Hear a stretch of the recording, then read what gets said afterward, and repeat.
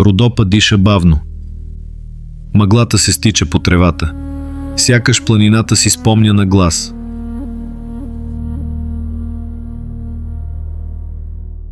Тук песента не почва, тя се връща. От ниския дрон на гайдата, най-често в ми, като педал на въздуха. От водата под високото дърво.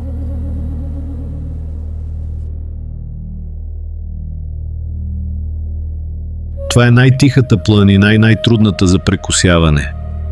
Проломи, дерета, пътища, които не бързат. Изолацията тук е учителка. Тя учи говора да стане песен, а песента да носи. Защо тази планина е пропита с толкова много тъга? Дори легендите й са тъжни. Според вярването на траките, които някога населявали българските земи. В далечно време Родопа планина била прочута девойка. Тя била толкова красива, че дори боговете я харесвали. Всеки от тях мечтаял да я плени. Всеки искал тя да му стане жена. Ала един от тях бил особено ревнив. Бог Хемус. Той хвърлял огромни каменни грамади, за да скрие хубавицата от останалите богове. Но, когато не успял да я опази, Бог Хемус вкаменил красивата девойка и тя се превърнала в планина. Родопа планина.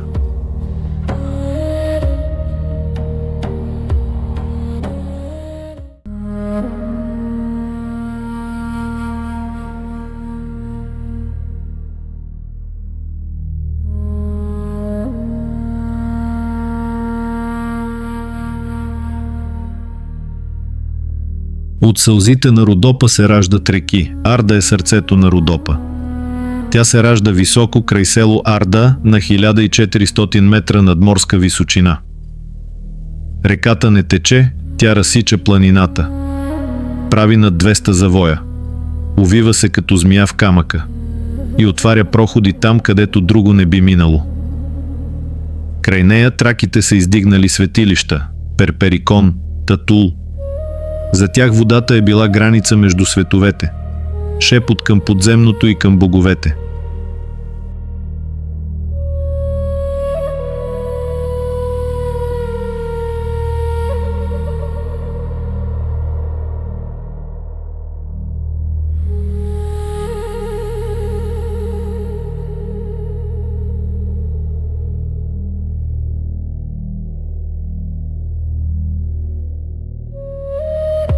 Днес Арда е окрутена с язовири и мостове, но пак пази мълчанието на камъка.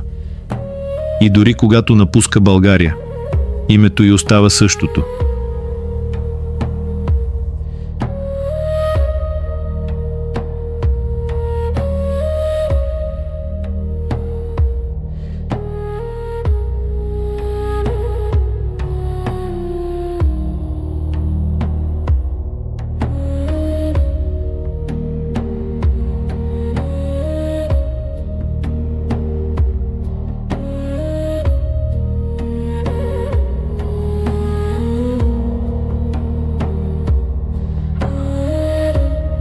Места извира край Якоруда.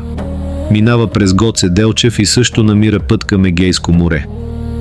Въча и Чепеларската река носят водите си към Марица, а Боровица храни жадните устни на Кърджали. Една планина и толкова много пътища на водата. Тя плаче, но сълзите й стигат далеч отвъд.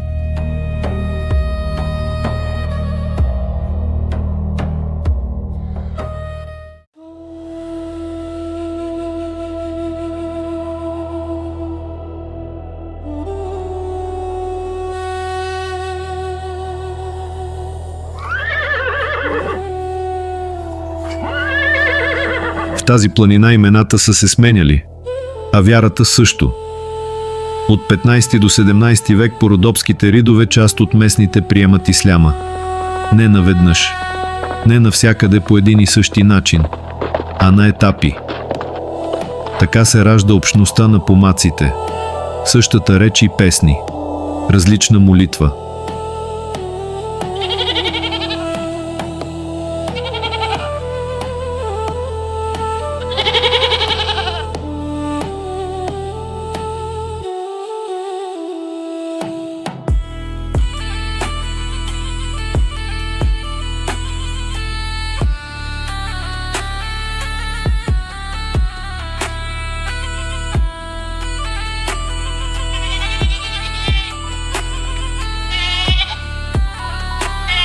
Западните Родопи са високи и затворени.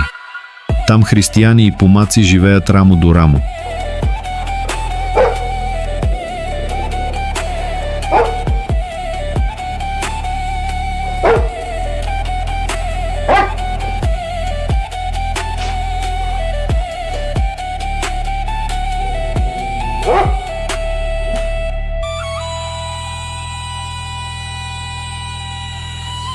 Източните са по-ниски и по-достъпни. През вековете тук се заселват и турски семейства от Анадола. Една планина, две различни човешки смеси.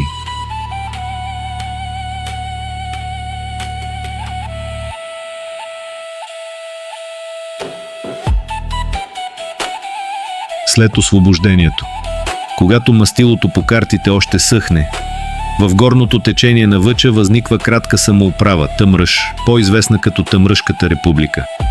Тя просъществува от 1879 до 1886 година. Макар и форма на местно самоуправление, това е първата република на територията на съвременна България.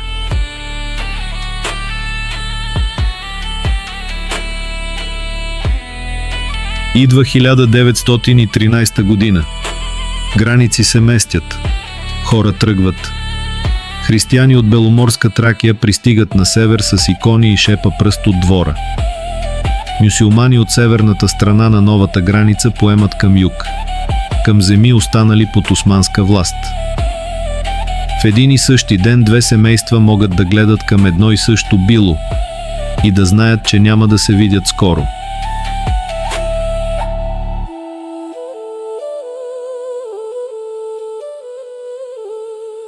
През 20 век раната отново се отваря.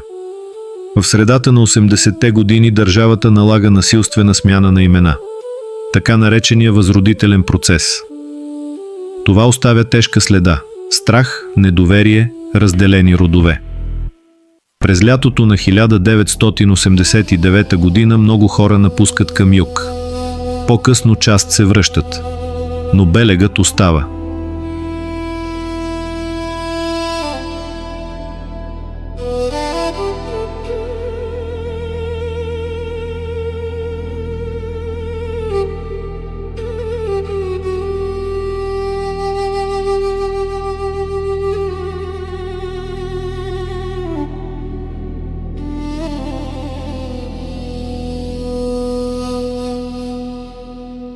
Има и друг, по-тих разлом – поминъкът. Тук височината, наклоните и плитките почви не обичат зърното. Пшеницата и царевицата се мъчат по баирите и дават малко.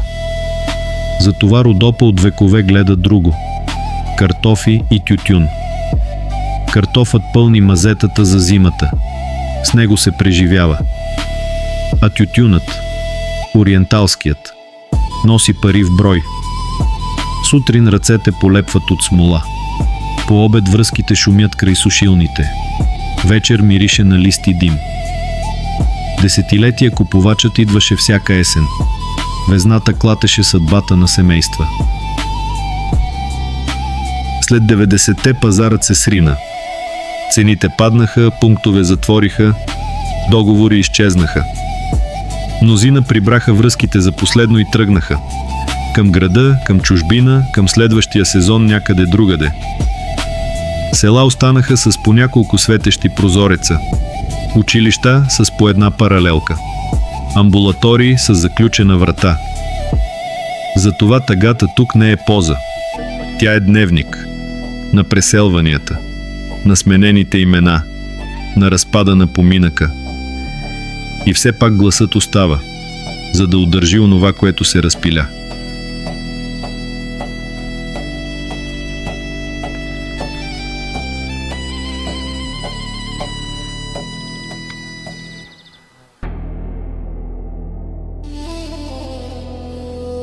И ето, цялата родопска мъка в една песен. Слушай, това е песен за син и баща и за товар, който тежи повече от желязото.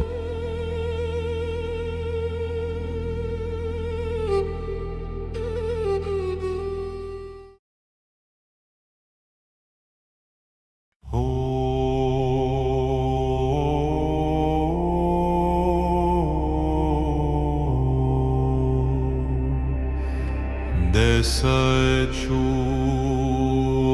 видело, син баща ворзан да кара, син баща ворзан да кара да го продава. Вор вели, що са, вор вели, стигнали поле широко, стигнали поле широко, сред поле дърво високо, сред поле дърво високо.